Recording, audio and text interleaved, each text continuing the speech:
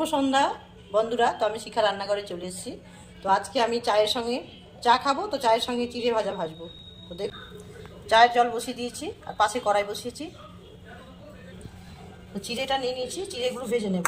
এই দেখুন বন্ধুরা, লাল ধানের চিড়ে ভাজবো।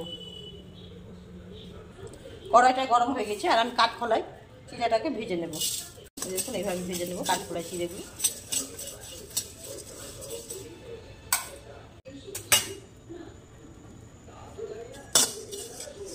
চিড়ে ভাজাগুলো হয়ে গেল সব। এবারে কয়েকটা বাদাম ভেজে নেব।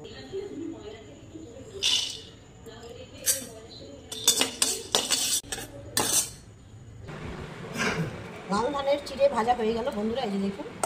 এবারে আমি পেঁয়াজ কুচিয়ে নিয়েছি, আদা কুচিয়ে নিয়েছি, কাঁচা লঙ্কা কুচিয়ে নিয়েছি, দিয়ে দেবো।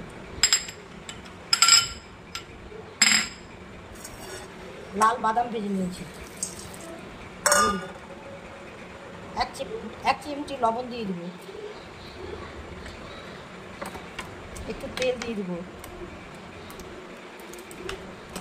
ভালো করে মেখে নেব। দেখুন বন্ধুরা, লাল ধানের চিড়ে ভাজা মিক্সচার মাখানোর সঙ্গে চা।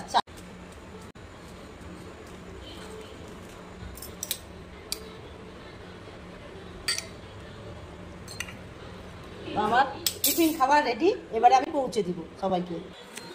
বাহ, সুন্দর জিনিস। চিড়ে মাখানো, চিড়ে মাখানোর সাথে কফি খেতে তো আমাদের খুবই ভালো লাগে। আমার ইচ্ছা করছিল এইসব জিনিস। আর এই যে আমার কর্তাবাবুকেও দিচ্ছি, আর আমিও নিয়েছি বন্ধুরা, দেখাচ্ছি। আজকে সন্ধ্যের টিফিন দেখলেন তো, চিড়ে ভাজা চায়ের সঙ্গে কফি। চিড়ে ভাজাটা অত্যন্ত সুন্দর হয়েছে, মশলাটা গরম গরম চিড়ে ভাজা, তার সঙ্গে কফি, সন্ধ্যাটা জমে গেল। বাহ, তুমি নাও, সঙ্গে এসে খেতে বসো। এবারে আমিও নিয়ে নিলাম বন্ধুরা সন্ধ্যের টিফিন। দারুণ খাবার, খুব মজা লাগছে খেতে, দারুণ। বন্ধুরা আপনারাও এইভাবে খাবেন, খুব একই রকম টিফিন ভালো লাগে না খেতে। খেয়ে যদি আনন্দ পান তাহলে অবশ্যই একটা লাইক কমেন্ট শেয়ার করবেন, আপনার পাশে থাকবেন। আর ভিডিওটা অবশ্যই দেখবেন, শেয়ার করবেন, বেশি বেশি করে শেয়ার করবেন। আপনারাও সুস্থ থাকবেন, ভালো থাকবেন, এই আমার কামনা।